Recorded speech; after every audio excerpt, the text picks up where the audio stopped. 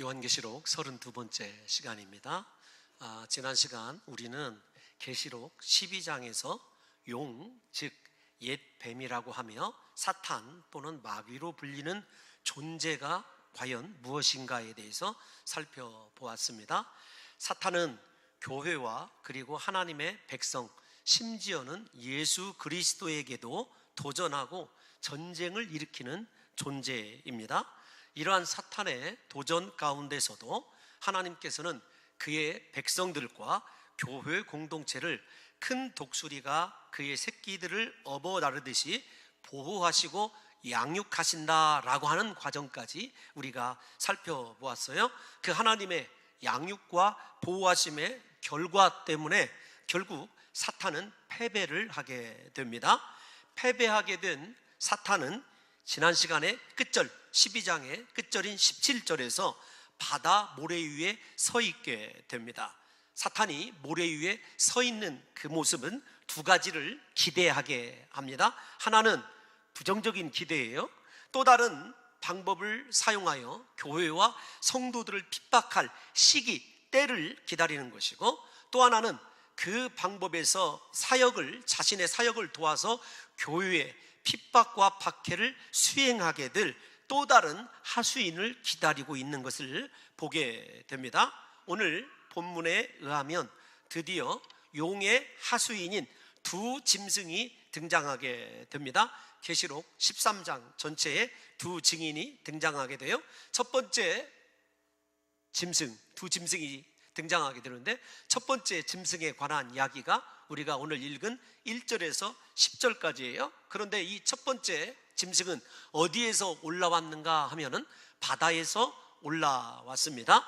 바다에서 올라온 이 짐승이 우리가 살펴보게 될 10절까지 보게 되면 세상의 권력으로 교회를 핍박하는 것을 보게 돼요. 그리고 나머지 부분인 계시록 13장 11절에서 18절에 보게 되면 또 다른 짐승 하나가 올라오게 되는데, 어디에서 올라오는가 하면 땅에서 올라옵니다. 그러니까 바다와 땅에서 각각 다른 짐승이 올라오게 돼요. 땅에서 올라온 짐승은 엄청난 큰 권세뿐만 아니라 이적과 능력을 베풀므로 말미암아 성도들을 핍박하고 뿐만 아니라 미혹하는 역할을 하게 됩니다. 오늘 저와 여러분들이 먼저 첫 번째 바다에서 올라온 세상의 권력으로 그렇게 교회를 핍박하는 짐승에 대해서 살펴보게 될 때에, 여러분, 우리가 지금까지 많이 오해하고 있었고 잘못 듣고 있었던 666이 무엇인지, 혹은 이 짐승이 무엇인지를 정확하게 파악하면 돼요. 그러니까 여러분 부담스러워하지 마시고, 도대체 요한계시록 13장에서 얘기하는 용이 사탄이다, 지난 시간에 배웠다고 한다면, 오늘 그 용을 도와서 교회를 핍박하게 될, 박해하게 될, 성도를 괴롭히게 될 짐승의 존재는 누구냐, 그리고 그 짐승이 하는 일은 무엇이냐라고 하는 것까지만 이해하시면 이 본문은 그렇게 어렵지 않게 지나갈 수 있다라고 생각이 되어집니다. 오늘 이 첫 번째 바다에서 올라온 짐승에 관한 이야기는 두 부분으로 나누어서 이야기할 수 있어요. 먼저 1절에서 4절까지는 짐승에 나타나는 여러분 외적인 모습입니다. 사람이 눈으로 볼 수 있는 현상들을 이야기하고 있고, 5절에서 10절까지는 이 짐승이 어떤 역할로 교회를 박해하는가, 구체적인 이 짐승의 사역 내지는 활동을 우리가 살펴보게 될 것이에요. 먼저 바다에서 올라온 짐승의 외적인 모습, 현상은 과연 어떤 것인가? 먼저 사도 요한이 바라보았을 때 머리가 7이다, 뿔이 10이다. 그 짐승의 뿔에는 10면류관이 있고 그 머리들에는 참남된, 즉 하나님의 신성을 모독하는 이름들이 있다라고 하는 것이 1절에 나타난 바다에서 올라온 짐승의 모습이에요. 이 짐승의 모습은 사실 우리가 이미 다른 곳에서 살펴보았어요. 어디에서 살펴봤냐면 바로 지난 장 12장에서 사탄을 상징하는 용의 모습이 어떠한가와 여러분 우리가 비교해보면 용과 짐승이 그 언급하는 순서는 다르지만 모양이 흡사하다라는 것을 알게 됩니다. 사탄 용에 대해서 살펴보았던 계시록 12장 3절을 번거롭지만 다시 읽어보겠습니다. 시작. 하늘에 또 다른 이적이 보이니 보라, 한 큰 붉은 용이 있어 머리가 7이요 뿔이 10이라.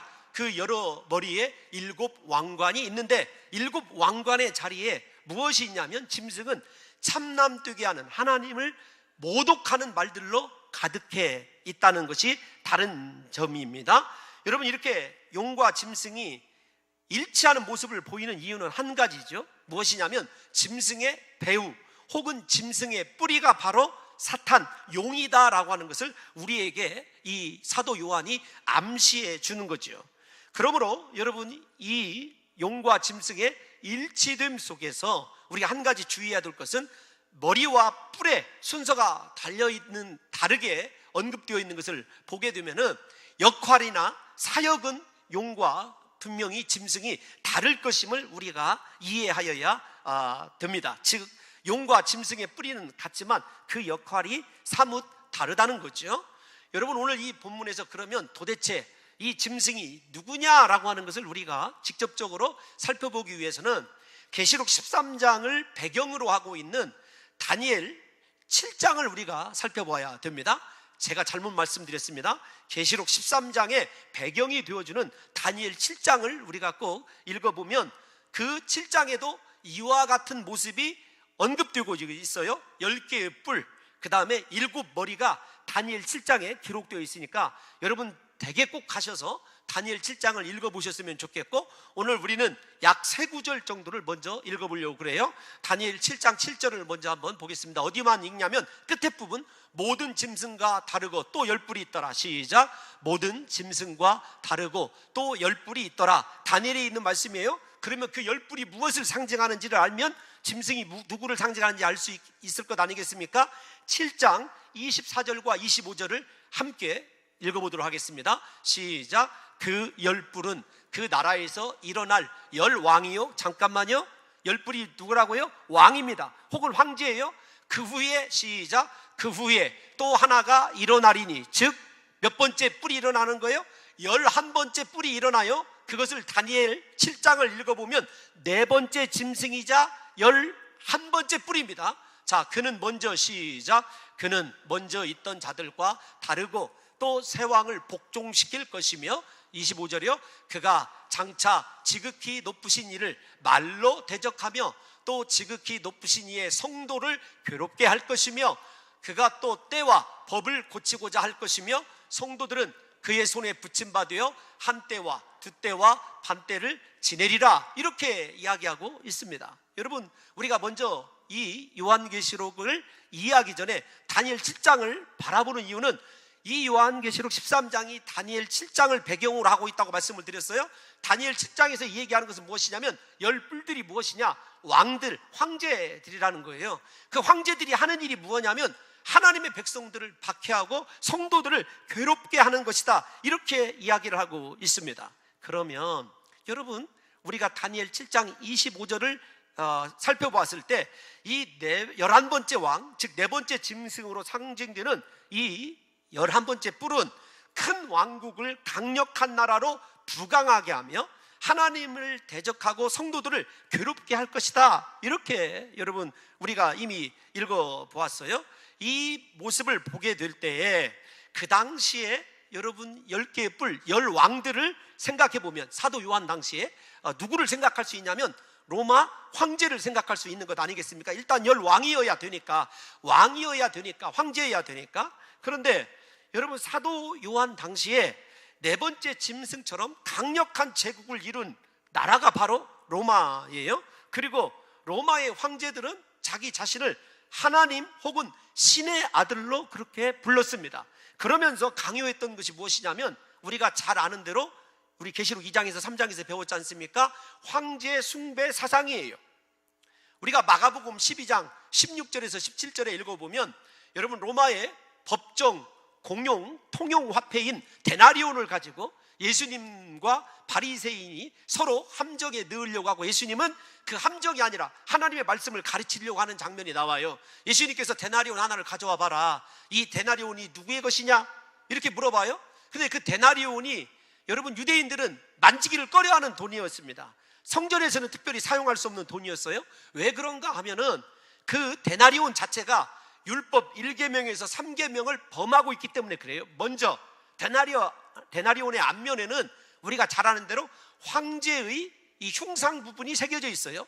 뒤에 부분에 뭐라고 새겨져 있냐면 저렇게 새겨져 있어요. 여러분 저게 데나리온입니다. 여러분 뭐라고 새겨져 있냐면 신의 아들 가이사 혹은 신의 아들 가이사 티베리우스 이렇게 쓰여져 있어요. 그러니까 황제를 뭐라고 얘기하냐면 신의 아들이니까 곧 누구죠? 신이다 이렇게 상징을 하고 있습니다.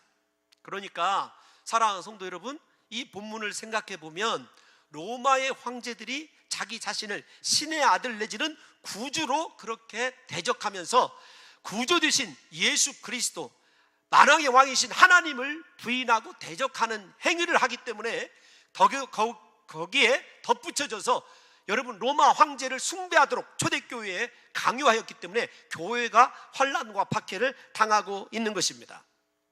이러한 황제 사상의 강요와 핍박에도 불구하고 교회가 믿음의 인내를 경주해야 되는 이유까지도 다니엘 7장에 기록되어 있습니다. 여러분 조금씩 좁혀 가보게요. 아직은 조금 산만한 것 같아도 다니엘 7장을 살펴보게 되면 다니엘 7장 26절에서 27절에 이렇게 나와 있어요. 시작. 그러나 심판이 시작되면 그는 권세를 빼앗기고 완전히 멸망할 것이요 로마의 황제가 완전히 권세를 빼앗기고 멸망할 것이다. 여러분 26절이에요. 그러니까 로마의 황제가 다스리는 시기가 제한되어 있다는 것을 이따가도 살펴보게 될 거예요. 27절 읽어보겠습니다. 시작. 나라와 권세와 온 천하 나라들의 위세가 지극히 높으신 이의 거룩한 백성에게 붙임바 되리니 그의 나라는 영원한 나라이라. 모든 권세 있는 자들이 다 그를 섬기며 복종하리라. 결국 하나님을 경배하고 복종하는 때가 온다는 것입니다. 그러니까 이 말씀 속에 새겨져 있는 것은 무엇이냐면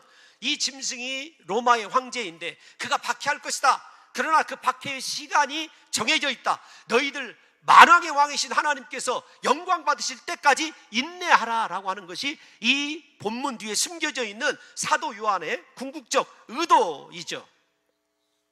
여러분 이 말씀처럼 하나님의 나라는 영원할 것이고 그의 다스림에 복종하고 섬기고 예배하는 것 또한 영원할 것입니다. 세상 나라는 일시적이 될 거라는 거예요. 더 나아가서 이 짐승의 머리가 7인데 그 7에 대해서 다니엘 7장에 보게 되면 4짐승이 나와요. 그런데 세 번째 짐승이 4개의 머리를 가지고 있어요. 그래서 그 짐승의 머리를 합해보면 7머리예요 이건 뭐 여러분들에게 다 읽어드릴 수 없어서 댁에 가셔서 꼭 확인해 보시기 바랍니다. 그래서 요한계시록 내에서 다니엘 7장에서 말하는 종말적 적대적 세력으로 짐승의 존재를 사도 요한이 다시 인용하면서 교회 공동체와 적대적 관계를 형성하고 있는 로마의 황제와 로마 제국을 우리에게 반드시 그렇게 암시해주고 있다는 사실을 이해하셔야 됩니다. 여기까지 여러분 이해가 안 가신다면 사실은 여러분 에스라 사서라는 유대의 묵시 문학이 있어요. 바룩 이서에 보게 되면 직접적으로 다니엘 7장을 인용하면서 뭐라고 얘기해놨냐면은 그 짐승이 로마의 황제다 그렇게 직접 기록하고 있습니다. 사도 요한은 실제적으로 그 제국의 이름이나 왕이나 황제라고 하는 칭호는 사용하지 않고 짐승 혹은 열불, 왕관 등의 비유적 언어로 로마와 로마 황제의 하나님에 대한 대적과 교회에 대한 박해를 은유적으로 표현하고 있는 이유는 한 가지예요. 그 당시 초대교회가 로마로부터 압박을 받고 있고 핍박을 받고 있는데 이 사실을 직접적으로 서신에 기록할 수 없으니까 교인들은 충분히 알 수 있는 구약의 용어로 그렇게 짐승이 로마의 황제다 이렇게 이야기를 해요. 여러분 여기까지 이해가 안 가시면 제가 결정적인 그냥 증거를 직접적으로 말씀을 드리면 다음 주에 살펴볼 말씀인데 로마서 13장 18절에 이렇게 되어 있어요. 우리 다 같이 한번 읽어보겠습니다. 시작. 지혜가 여기 있으니 총명한 자는 그 짐승의 수를 세어보라. 그것은 사람의 수니 그의 수는 660인이라. 첫 번째 중요한 건 사람이라는 거예요. 신이 아닙니다.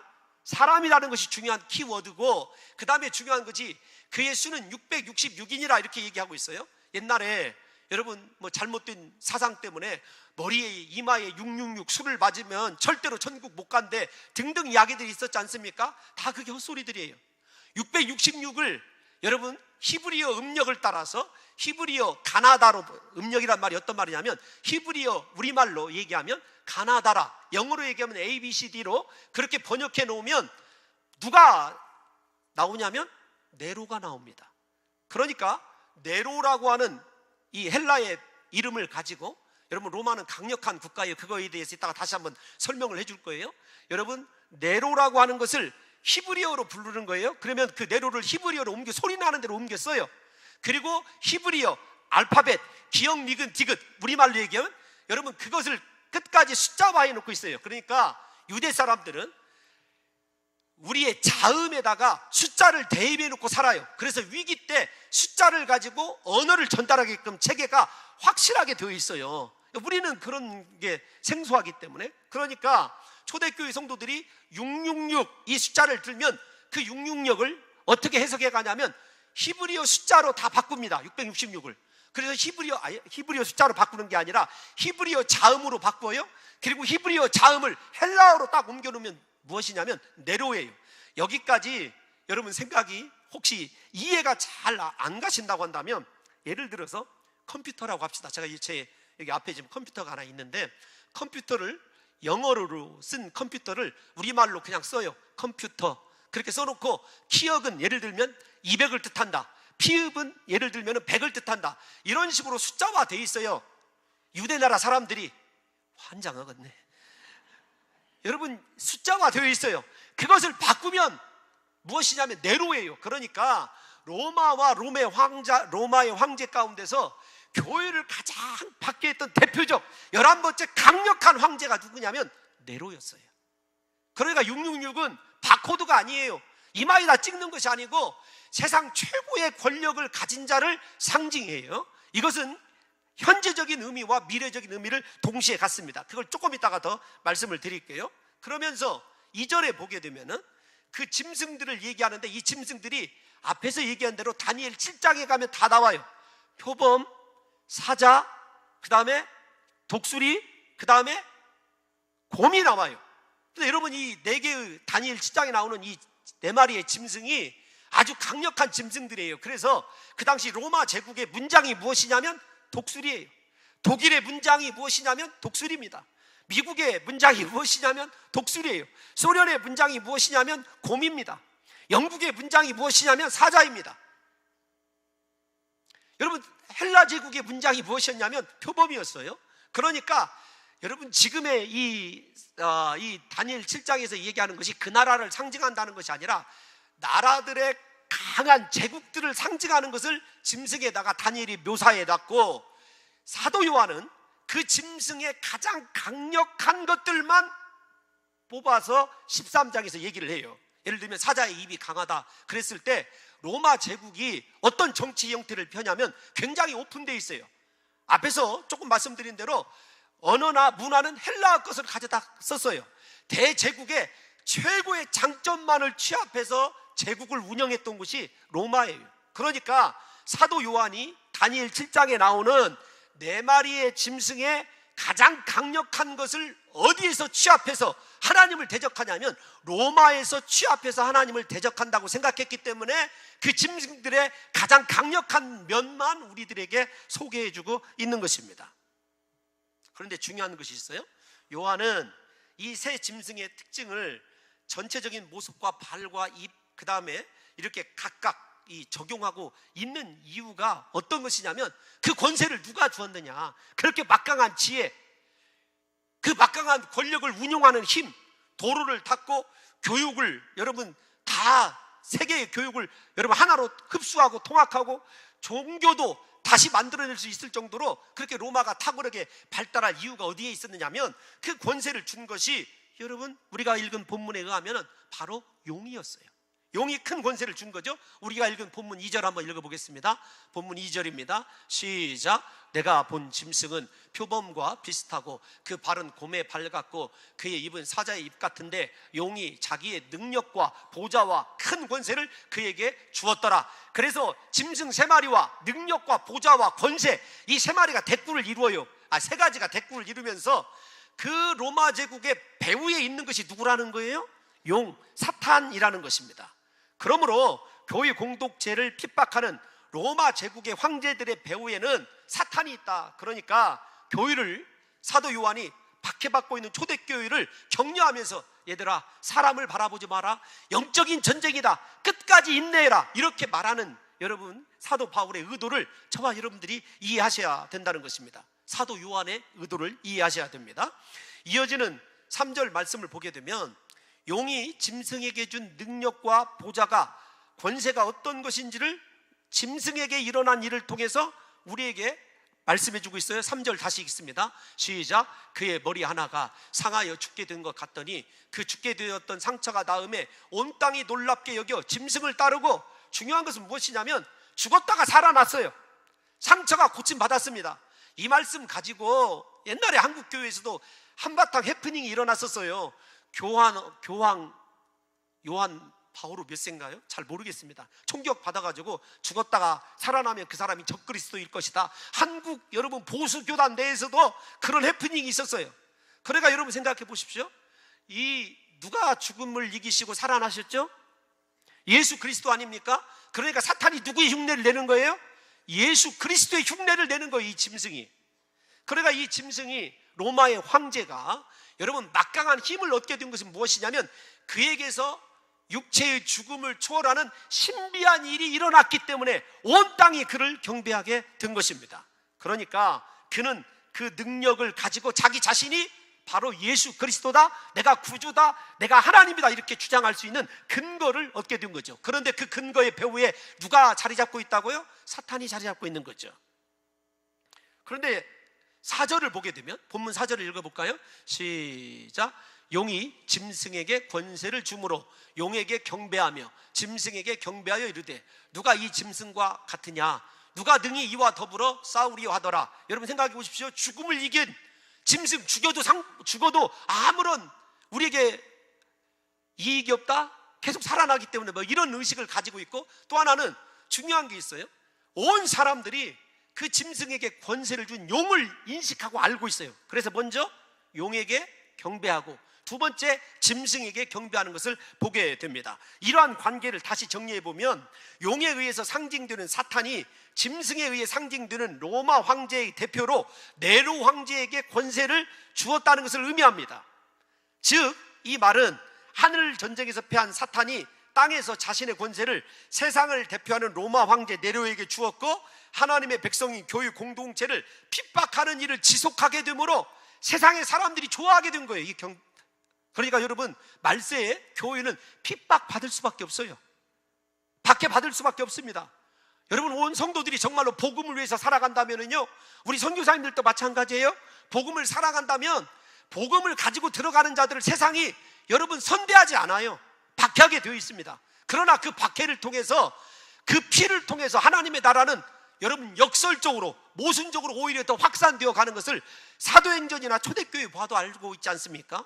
그러니까 사도 요한이, 야, 네로 황제가 이렇게 사람들이 따르고 교회를 핍박하는 것, 사람들이 좋아하고 교회를 핍박하는 배후에 사탄이 있다는 거 온 세상 사람들이 다 안다, 경배한다. 그래도 너희는 끝까지 하나님을 섬겨야 된다. 여러분, 이게 사도 요한의 궁극적인 메시지인 거죠. 그러면 이 짐승이 어떻게 구체적으로 사역하는지를 보게 되면 5절에서 10절에 그것을 말씀하고 있다고 말씀드렸지 않습니까? 여러분, 먼저 하나님의 교회를 대적하는 사역을 구체적으로 얘기할 때 5절을 한번 읽어보겠습니다. 5절 시작. 또 짐승이 과장되고 신성 모독을 말하는 입을 받고 또 42달 동안 일할 권세를 받으니라. 하나는 절망적인 거예요. 짐승이 과장되고 신성 모독을 말하는 것이고, 소망은 42달 동안만 견뎌내면 1260일, 여러분 3년 반, 한때 두때 반때, 여러분 다 그게 공통된 이야기예요. 제한이 되어 있다라는 거죠. 제약이 되어 있어요. 그런데 먼저 우리가 저 말씀을 통해서 아셔야 될 것이 무엇이냐면, 짐승의 궁극적인 역할이 뭐냐면 하나님을 대적하는 거예요. 하나님을 모독하는 것입니다. 세상에 권력을 얻게 되면은요, 참 교만하게 되어서 하나님의 자리까지 앉게 되는 사람의 속성을 누가 이용하냐면 사탄이 이용하는 거예요. 용인 사탄이 로마의 황제에게 그렇게 막강한 능력과 권세와 보좌를 주는 것, 사람이라고 얘기했지 않습니까? 사람에게 주는 이유는 무엇이냐면, 사람이 그런 권세를 가져보면 여러분 어떻게 되냐면 나중에 자기가 하나님인 양 착각하게 돼요. 제가 참 설교를 묵상하면서 좋지 않은 예이기 때문에 듣지 않으려고 좀 생각을 했는데, 요즘에 우리나라를 좀 시끄럽게 했던 한 회사 사건이 있어요. 무슨 항공 사건인데 어떻게 이런 일들이 벌어지게 됐을까를 생각해 보면 저는 100% 이해가 갑니다. 그 사람들에게는요 그게 너무 당연한 거예요. 생각해 보십시오. 어려서부터 나이 먹은 사람들이 앞에서 굽신거리고 아가씨, 예를 들면 도련님 이렇게 부르면서 여러분 큰 소리 치고 자기가 하고 싶은 대로 뭐 내던져도 한 번도 누구라고 얘기하면 안 되잖아요. 그 사람에게 여러분 대든다든지 어떤 반항을 한다든지 그런 거 본 적이 없어요. 그러니까 어려서부터 그것이 몸에 배어 있으니까 자기 말이면 다 돼요. 적어도 그 회사 내에서는 다 되는 것 아닙니까? 자기 말이면 다 되죠. 여러분 무슨 결제판 내던져도 백발에 전무이사나 그런 사람들 꼼짝 못해요. 자기가 이루고는, 예를 들면 나 뭐 먹고 싶어 하면은 다 비서들이 다 챙겨주고 말 한마디면 다 끝나요.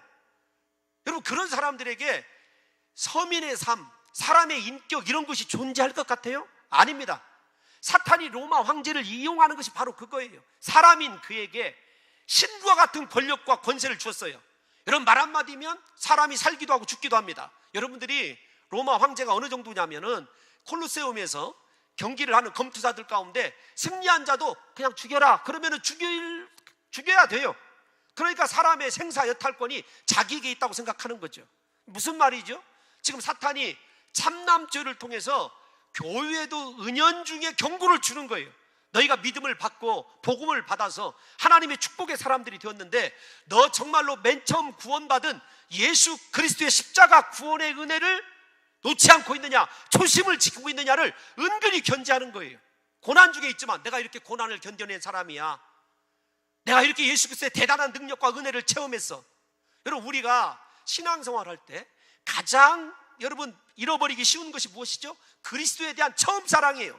우리가 요한계시록 2장 에베소 첫 교회에서 너희가 처음 사랑을 버렸다라고 한 말을 기억을 해야 돼요. 지금 이 본문을 이해하실 때 우리가 사람이, 저도 마찬가지입니다. 목사로서 맨 처음에 100여 명 되는 성도들 가지고 힘들 때는, 죄송합니다 가졌다는 표현을 써서, 여러분 정말로 무슨 강단에 올라가서 이부자리 펴고 겨울을 다 지나도 힘든지 몰랐어요. 어느 정도 자리를 잡히게 되고 무언가 이루어지게 되면은요 우리 속에 하나님의 말씀이 아니라 내 법에 의해서 신앙을 절단하고 재단하는 경우가 생기거든요. 그것이 무엇이냐면 참남주의 시작이에요. 그러니까 여러분들이 로마 황제나 지금 교회를 핍박하는 세력을 바라보면서 야 신성모독하는 말을 하네, 회방하네, 참남된 말을 하네, 큰 말을 하네. 아닙니다. 우리가 지금 참남죄를 짓고 있어요. 하나님 앞에 우리가 다시 복음으로 돌아가 그리스도 예수의 십자가의 말씀을 듣고 그 말씀 앞에 엎드리고 회개하고 나는 하나님의 은혜 없이는 살 수 없는 사람입니다를 끝까지 유지할 수 있다고 한다면 그 사람이 바로 나중에 나오는 하나님의 어린 양, 죽임을 당한 어린 양의 생명책에 이름이 농명된 사람이라는 것을 지금 사도 요한이 우리 이 말씀을 끌어가면서 첫 짐승의 결론에서 우리에게 전해주는 말이거든요. 사랑하는 성도 여러분, 두 가지를 아셔야 됩니다. 여러분들이 당하는 이 고난 제한되어 있어요. 다시 말씀드리지만 반드시 하나님께서 해결해 주시고 여러분들을 건져내실 때가 있음을 믿으시기를 바랍니다. 여러분 그 소망을 가지라는 것이고, 두 번째로는 로마 황제의 그 죄를 통해서 우리가 잃어버린 것이 없는가, 우리는 참남죄를 하나님 앞에 짓고 있지 않는가를 생각하고 경고케 하는 것이죠. 부디 저는 사랑하는 성도 여러분들과 제가 다시 처음 사랑을 회복해서 나 같은 죄를 위하여 십자가에 못 박혀 죽으신 그리스도 예수의 발 앞에 다시 엎드려 그분만이 나의 구주이시고 그분을 위해서 내가 존재한다는 사실을 잊지 마시고 신앙의 주인이 내가 아니라 하나님이 되시기를 예수님의 이름으로 축원합니다. 로마 황제가 처음부터 그랬던 거 아니에요. 다시 돌아가 얘기하지만 사탄이 권세를 주니까 말 한마디에 힘이 실리게 되니까 여러분 그렇게 나중에는 자기가 하나님인 양 착각하게 되는 것 아니겠습니까? 우리도 그렇게 살아간다고요. 제가 경고하는 말씀, 우리가 그렇게 신앙생활하고 있다는 것입니다. 사랑하는 성도 여러분, 앞에서 말씀드린 대로 이 짐승은 입을 벌려 하나님을 회방하고 그의 이름과 그의 장막 곧 하늘에 거하는 자들까지 회방하게 됩니다. 6절 말씀은 조금 난해한 말씀이라 여러분들과 좀 읽어보고 싶어요. 6절 말씀 한번 읽어보겠습니다. 시작. 짐승이 입을 벌려 하나님을 향하여 비방하되 그의 이름과 그의 장막 곧 하늘에 사는 자들을 비방하더라. 어떻게 공격하고 어떻게 비방하느냐죠. 하늘에 있는 자들을. 여러분, 이 말씀을 어떻게 설명드릴 수 있냐면 하늘과 땅은 하나예요. 지금 이 땅에서 신앙생활하는 우리는 하늘의 대표 선수들이에요. 우리를 공격하는 것이 곧 누구를 공격하는 거냐면 하나님 나라를 공격하는 거예요. 그러니까 저 땅에 있는 사람들과 하늘에 있는 사람을 영적인 존재로 구분하는 해석은 틀렸다는 것을 여러분들에게 얘기하는 것입니다. 제가 이 말씀을 생각하다가 여러분들에게 비유로 좀 이렇게 해석을 해드리면 어떨까 생각을 해봤어요. 여러분, 얼마 안 있으면 월드컵이 열리죠. 월드컵이 열려요. 우리나라가 스웨덴과 첫 번째 경기를 합니다. 우리나라 이겼어요? 그러면 대표 선수 11명이 이긴 것입니까? 우리나라가 이겼다 이렇게 얘기합니까? 여러분, 축구 보는 거 죄 아니에요. 우리 교회 성도들은 어떻게 말씀과 기도 외에는 세상 것을 취하지 않으려고는 이 그릇된 여러분 좀 누려도 괜찮아요. 다시요. 우리나라가 이겼어요. 11명이 이긴 것입니까? 우리나라가 이긴 것입니까? 여러분, 우리가 하늘의 대표 선수라니까요. 우리는 신앙의 대표주자들이에요.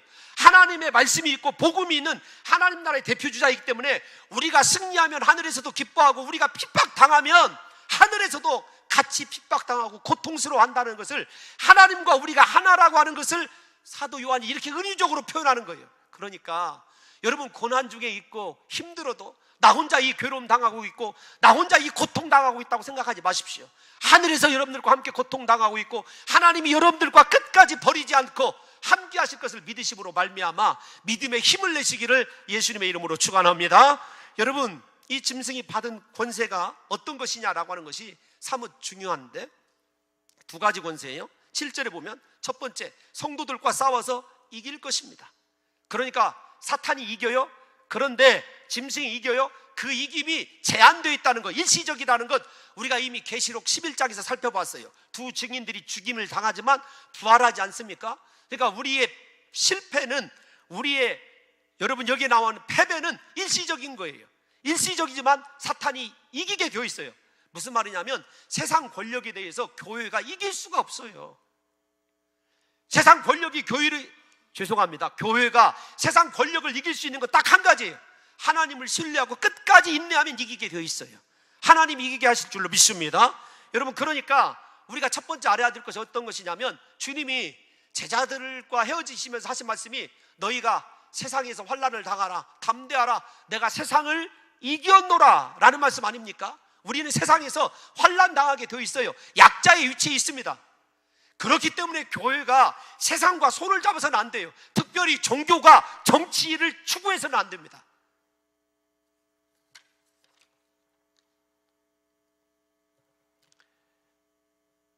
여러분, 다시 강조하지만 이 짐승이 교회와 싸워 이기게 되는 것은 궁극적인 것이 아닙니다. 일시적인 승리예요.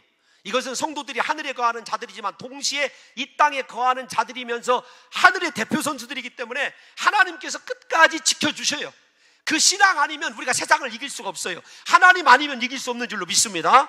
두 번째 짐승이 위임받은 권세가 각 족속과 백성과 방언과 나라를 다스리는 거예요.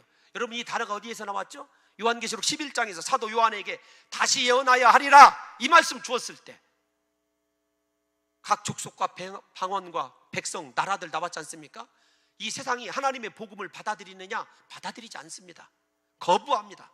앞에서 얘기한 대로 복음은 원래 거부당하게 되어 있고 말씀을 들은 자들은요 원래 그렇게 핍박받게 되어 있어요. 그러나 핍박과 피 흘림을 통해서 다시 말씀드리지만 하나님의 나라는 역설적으로 성장하게 되어 있습니다. 그러니까 세상을 다스리는 권세는 누구에게 줬냐면 사탄에게 주어져 있어요. 짐승에게 주어져 있어요. 우리가 세상을 다스릴 수 없어요. 우리가 세상을 다스리고 정복하고 생육하고 번성하게 되는 때는요 그리스도가 우리 가운데 오심으로 그분이 영원한 왕으로 등극하시는 그 순간에 가능하게 된 거죠. 사랑하는 성도 여러분, 그런데 중요한 게 있어요. 8절을 읽어봅시다. 그렇게 세상 나라 사람들이 복음을 여러분 받아들이지 않지만 8절 시작. 죽임을 당한 어린 양의 생명책에 창세 이후로 이름이 다 기록되지 못하고 이 땅에 사는 자들은 다 로마 황제에게 경배하리라, 황제 숭배하리라, 그 말이에요. 그러니까 여러분, 우리가 내 이름이 하늘나라 생명책에, 죽임을 당한 어린 양의 생명책에 기록되어 있는가 기록되어 있지 않는가는 내가 지금 세상을 따라가고 세상에 견지해서 사람의 시각에서 신앙생활 하느냐, 아니면 냉정하고 힘들지만 하나님의 입장에서 하나님의 시각으로 하나님을 위하여 신앙생활을 하고 있느냐, 여기에서 결정되는 거예요.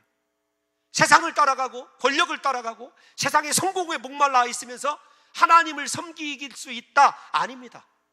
우리는 하나님을 목마르게 찾아야 되고 하나님의 말씀에 붙들려야 되고, 우리는 세상에 대해서 다시 말씀드리지만 약자요 소수자입니다. 그 위치 가운데서도 인내하며 믿음을 지키는 자들만이 어린 양의 생명책에 이름이 기록된 자들이라는 거죠. 이렇게 이야기하면서 사도 요한이 우리에게 경고하는 것이 무엇이냐면, 너희 세상 따라가지 말아라. 세상의 풍조 따라가지 말아라. 오직 힘들고 고통스러워도 말씀 따라가고 곧 이기게 되니까 하나님을 따라 신앙생활 해라. 이게 여러분 사도 요한이 고통받고 있는 초대교인들에게 준 메시지예요. 이제 그 설교가 거의 다 끝나고 합니다. 9절 말씀에 뭐라고 되어 있죠? 시작. 들을지어다. 여러분, 이 말은 어디에서 나왔던 말이죠? 누구든지 귀가 있거든 들을지어다. 아시아에 있는 7교회에 편지할 때 각 교회 편지가 끝날 때마다 결론으로 주어졌던 말이 저 말씀이에요. 무려 7번씩 7교회에 줬던 말인데, 이 말씀이 갑자기 여기에 등장하는 이유가 무엇이냐면, 이 말씀을 듣고 세상이 아니라 하나님을 선택할 수 있는 자들은 하나님을 선택하고 하나님 은혜 안에 머물기를 원하는 자들은 그렇게 간구하라는 것입니다. 그러므로 이 말씀이 다시 여기 등장하는 이유는 13장의 짐승의 통치에서 일어나는 짐승의 하나님에 대한 모독과 교회에 대한 박해는 1차적으로 초대교회에게 주어진 것이고, 2차적으로 우리에게 앞으로 이런 세상에 변화가 일어났을 때 어떤 능력을 행하는 사람이 생기고 아무리 큰 제국을 형성하는 사람이 있어도 예수 그리스도가 아니고 적그리스도라는 사실을 깨달으시고 오직 복음으로 돌아가 하나님 붙들라는 경고의 말씀인 거죠. 여러분, 이 말씀이 들을 귀 있는 자는 들을지어다 라고 하는 말씀이 어떤 뜻을 가지고 있냐면, 어떤 사람들은 그 말씀을 듣고 깨우치고 회개하고 돌이킵니다. 하나님의 관점에서 신앙생활하는 것으로 돌아가요. 그런데 또 다른 사람들은 그 마음을 강팍하게 하여서 그 겉면을 거부하는 것을 더 적극적으로 지속하는 경우가 있을 수 있어요. 하나님의 관점에서 신앙생활이 아니라는 것을 알면서도 자기가 하나님을 재단하고 신앙생활을 자기 뜻대로 재단하면서 하는 사람들이 있어요. 오히려 마음을 더 강팍하게 하는 사람들이 여러분 있다는 거죠. 그 사람들이 누구냐면 짐승의 통치를 받는 자들이에요. 그러니까 신앙에서 나를 다스리는 거 하나님의 말씀인지 아니면 내 자신인지를 생각하라는 거죠. 이어서 10절 말씀은 마지막으로 한 번 더 읽어봅시다. 여러분 귀찮죠? 그래도 읽어봅시다. 시작. 사로잡혀 갈 것이요 칼에 죽을 자는 마땅히 칼에 죽을 것이니 성도들의 인내와 믿음이 여기 있느니라. 아멘. 여러분, 이 말씀은 예레미야에 있는 유명한 말씀입니다. 두 군데에서 그렇게 말씀이 나오는데, 먼저 예레미야 15장 2절 한번 읽어볼까요? 15장 2절 시작. 그들이 만일 내게 말하기를 우리가 나아가리오 하거든 너는 그들에게 이르기를 여호와께서 이와 같이 말씀하시니라. 죽을 자는 죽음으로 나아가고 받을 자는 칼로 나아가고 기근을 당할 자는 기근으로 나아가고 포로될 자는 포로됨으로 나아갈지니라 하셨다 하라. 여러분 잠깐만요. 하나님, 우리가 어디로 나아가야 될까요? 돌파구가 없어요. 그런데 어떤 것이냐면 포로됨, 칼로 죽음, 기근. 여러분 또 저기 나와 있는 대로 죽을 자로 죽음 길로 나아가는 길이 정해져 있다는 거예요. 또 예레미야 43장 11절 한번 읽어보겠습니다. 시작. 그가 와서 애굽 땅을 치고 죽일 자는 죽이고 사로잡을 자는 사로잡고 칼로 칠 자는 칼로 칠 것이라. 하나님께서 이 예레미야 말씀을 들은 이스라엘 백성들이 불순종하고 회개하지 않는 백성들의 미래에 대해서 이렇게 예레미야를 통해서 예언했다는 것입니다. 그러니까 사랑하는 성도 여러분, 우리가 말씀을 듣고 돌이키는 것이 얼마나 중요한지 몰라요. 이제부터 하나님이 원하시는 대로 하나님의 말씀을 향하여 달려가게 될 때 우리에게 10절의 말씀에 해당되지 않는 거죠. 이 말씀에 불순종한 이들에 대한 하나님의 심판의 필연적인 이 도래가 있게 되는데, 중요한 것은 무엇이냐면 이 하나님의 말씀에 순종하고 있으면서도 불순종한 자들 때문에 고난받는 자들, 남겨놓은 자들도 함께 있다는 것입니다. 그러니까 남은 자들도 함께 고통을 받아요. 그 고통 가운데서 격려해주는 말이 뭐냐면 마지막 10절에 있는 말씀, 성도들의 인내가, 믿음의 인내가, 여러분 다 같이 13장 10절 마지막 다시 한번 읽어보겠습니다. 시작. 성도들의 인내와 믿음이 여기 있느니라. 우리가 인내하고 믿어야 될 이유는 무엇이냐면, 고통이 그렇게 하나님을 떠난 불순종한 이스라엘 때문에 생긴 것이지만 우리도 그 고난에서 벗어날 수 없다라는 거예요. 그래서 인내하게 되는 것입니다. 인내하고 믿음을 지키며 하나님의 말씀을 들을 수 있는 귀를 갖고 살아가는 사람이 어떤 사람이냐면, 다시 돌아갑니다, 죽임을 당한 어린 양의 생명책에 기록되어 있는 사람들이에요. 그 사람들은 어떤 상황 속에서도 인내합니다. 하나님만을 여러분 신뢰하고 믿음을 지킵니다. 그런데 그렇지 못한 사람들은 대부분 세상과 타협하고 자기의 뜻대로 신앙생활을 지속하게 되는 거죠. 그러므로 사랑하는 성도 여러분, 성도들의 믿음과 인내가 여기 있다라고 말씀하시는 것은요, 여기에만 한 차례 등장하는 것이 아니에요. 계시록 14장 12절을 다시 한번 읽어보겠습니다. 시작. 성도들의 인내가 여기 있나니 그들은 하나님의 계명과 예수에 대한 믿음을 지키는 자니라. 아멘. 끝까지 예수 잘 믿으시기를 바랍니다. 끝까지 말씀대로 사시기를 예수님의 이름으로 축원합니다.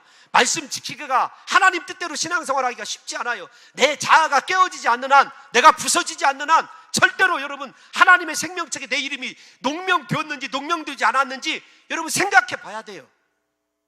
여러분 이 말씀들을 종합해 보면 하나님의 말씀을 따라 살고 예수님에 대한 믿음을 지키는 대로 고난은 필연적인 것을 알게 됩니다. 그러나 이 고난 가운데서 하나님께서 우리들에게 요구하시는 것은 딱 두 가지입니다. 말세에 요구하시는 것, 믿음과 인내입니다. 이 믿음과 인내를 통해서 사랑하는 성도 여러분들에게 주어지는 은혜가 무엇인지를 사도 바울이 마지막 로마서 5장 3절에서 4절 이렇게 얘기합니다. 한 번 더 읽겠습니다. 시작. 다만 이뿐 아니라 우리가 환난 중에도 즐거워하나니 이는 환난은 인내를, 인내는 연단을, 연단은 소망을 이루는 줄 알미라.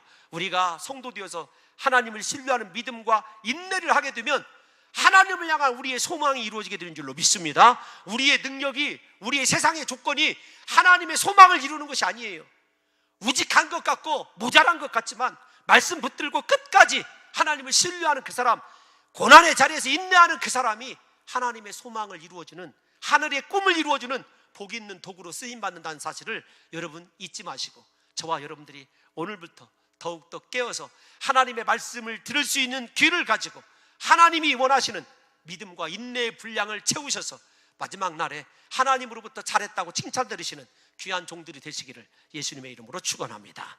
하나님 아버지, 우리에게 믿음과 인내할 수 있는 힘을 더하여 주옵소서. 세상의 권력과 풍조 따라 살지 않게 도와주옵시고 하나님 앞에서 거룩한 구별된 삶 살아가도록 은혜를 더하여 주옵소서. 예수님의 이름으로 감사드리며 기도하옵나이다. 아멘.